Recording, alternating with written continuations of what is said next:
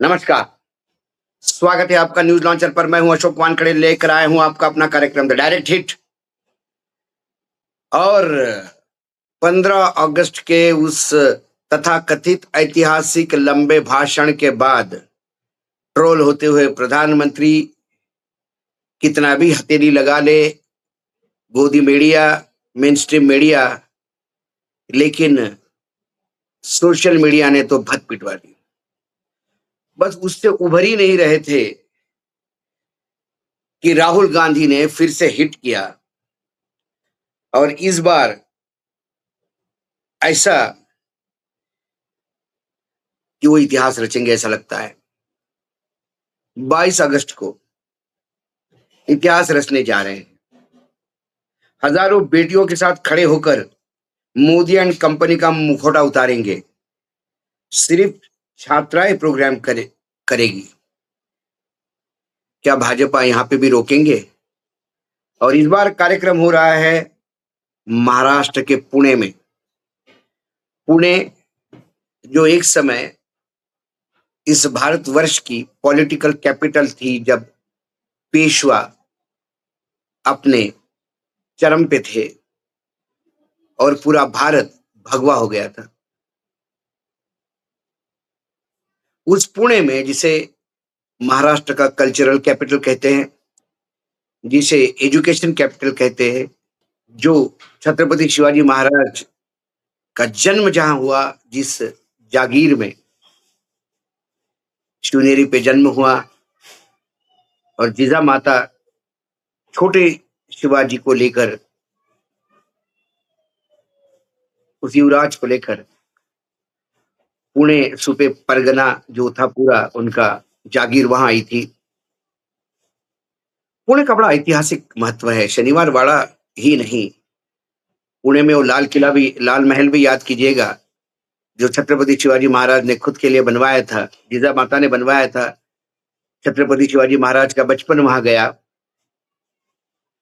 वहां शाहिस्ते खान घुस गया था और शाहिस्ते खान की जान पे आई जब स्ट्राइक किया शिवाजी महाराज ने, सर्जिकल स्ट्राइक। उसमें उनकी 4 उंगलियां छट गई। उसके बाद वो कभी दक्कन की तरफ देख नहीं पाए थे। बहुत इतिहास है पुणे का अपना। पुणे के अपने गणपति है, गणपति फेस्टिवल है। पुणे पुणे में क्या नहीं। पुणे ऐसा शहर है जहां पूरे देश के विभिन्न राज्यों से छात्र आते हैं पढ़ने। पुणे एक जिंदा शहर है, ऐसा मैं बोलूं तो अतिशयोक्ति नहीं होगी। युवाओं की भरमार है, क्योंकि कई कॉल सेंटर्स, कई डाटा सेंटर्स पुणे में दिखाई देते हैं।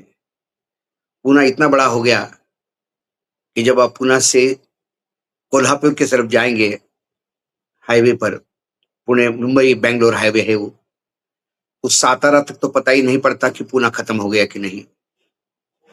ये है पुणे। उस पुणे में राहुल गांधी अगला अपना जो उनका जो कार्यक्रम है,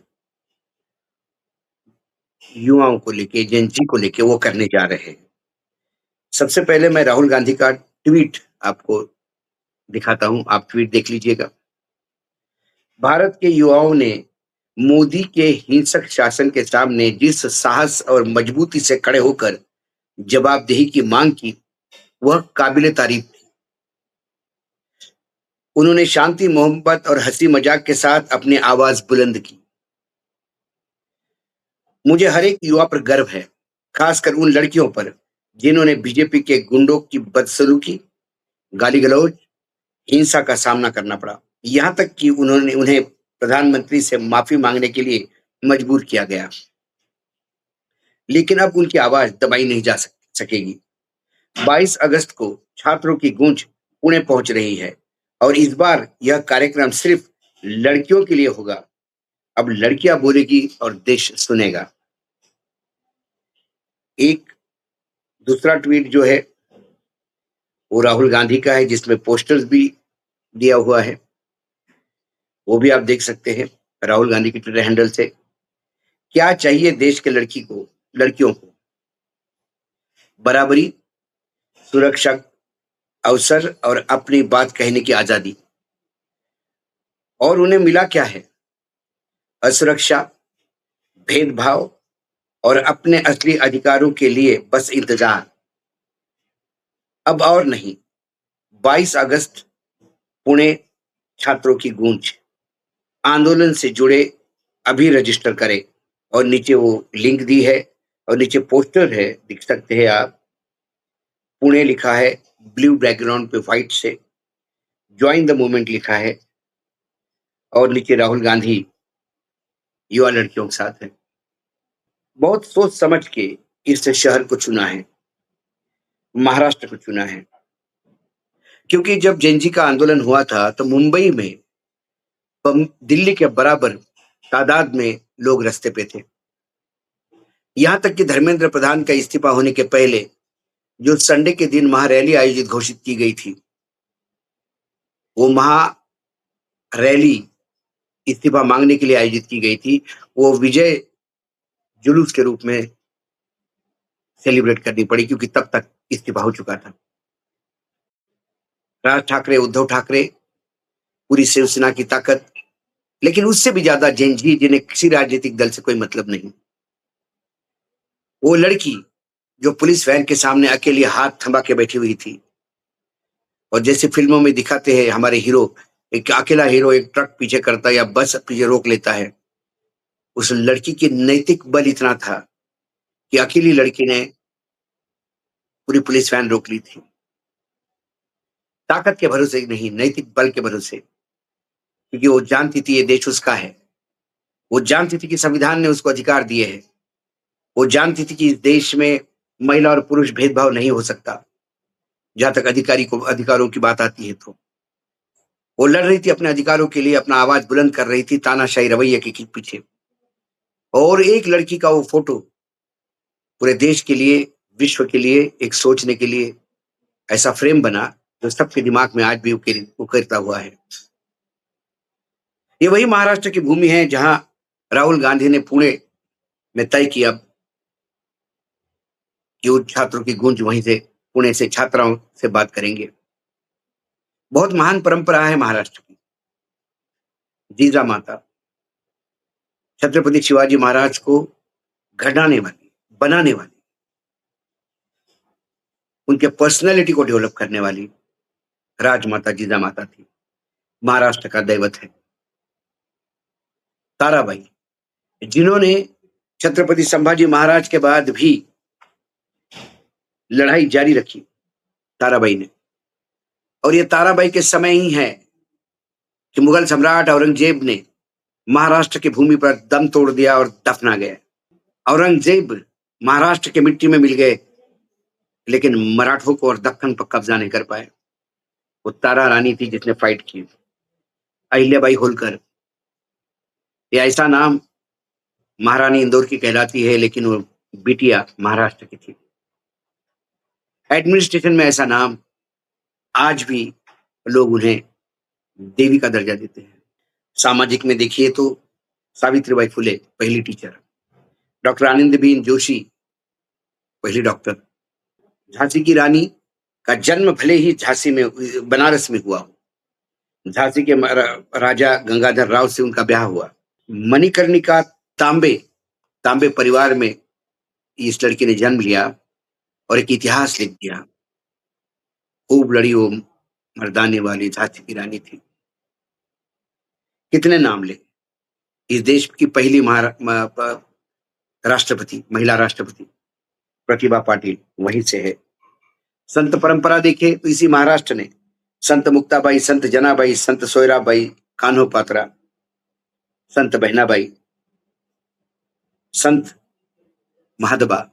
और जैसे कि मैंने कहा कि सामाजिक क्षेत्र में आनंदी बाई जोशी का मैंने नाम लिया, डॉक्टर, पहली डॉक्टर। लेकिन फिर हम अभी अभी पे सिंधुताई सपकाळ को भी नहीं भूल सकते। पंडित रमाबाई, डॉक्टर रानी बंग, ये तमाम महिलाएं हैं। बहुत सारी, महाराष्ट्र का जब इतिहास खंगालता हूं तो बहुत सारे नाम आ जाते हैं सामने। इंदौर से लगातार जीतने वाली, लोकसभा में रिकॉर्ड बनाने वाली, एक ही सीट से लगातार चुनाव बिना हारे जीतने वाली, जो बाद में लोकसभा की स्पीकर बनी, वो सुमित्रा ताई महाजन, सुमित्रा ताई साठे थी, ये भी महाराष्ट्र की धरती से। बहुत नाम हैं। महिलाओं का महाराष्ट्र के आध्यात्म से लेके भूगोल तक और समाज से लेके साहित्य तक जबरदस्त योगदान है। उसी महाराष्ट्र की भूमि पर एक नया अध्याय लिखने जा रहे हैं राहुल गांधी। बेटियों से बात करेंगे, लड़कियों से बात करेंगे, और वो लड़कियां जो आज किसी भी स्तर में लड़कों से कम नहीं,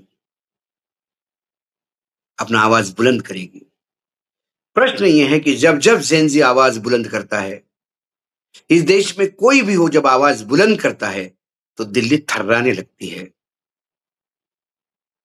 क्योंकि दिल्ली जो अपने आप को बहुत ताकतवर समझ रही थी, उसकी ताकत कितनी खोखली है, ये जेनजी के आंदोलन ने दिखा दिया।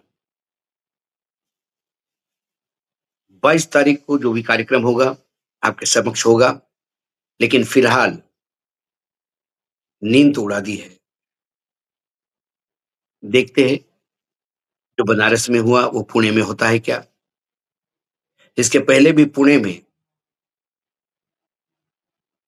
जो सिविल सोसाइटी के लोग हैं, कईयों पे हमले हुए, असीम सरयोदई का 2-2 बार लेक्चर कैंसल हुआ। क्योंकि जो प्रामाणिक होता है उसे किसी के बोलने का डर नहीं होता, और जो घनघोर रूप से भ्रष्टाचारी हो, नाकारा हो, उसे हमेशा बोलने वालों से डर लगता है। आशा है देवेंद्र फडणवीस की सरकार इस छात्रों की गूंज कार्यक्रम में कोई रोड़ा नहीं अटकाएगी। आज इतना ही, कल फिर आता हूं किसी विषय के साथ। तब तक के लिए नमस्कार। देखते रहिएगा न्यूज लॉन्चर।